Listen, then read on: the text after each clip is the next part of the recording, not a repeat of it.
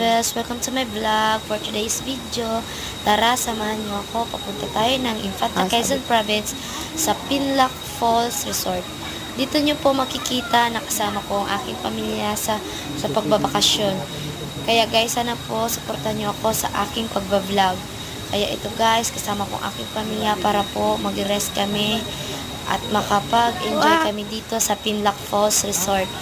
Kaya guys, ito maraming mga puno, magaganda, at yung simoy ng hangin is so fresh na fresh po.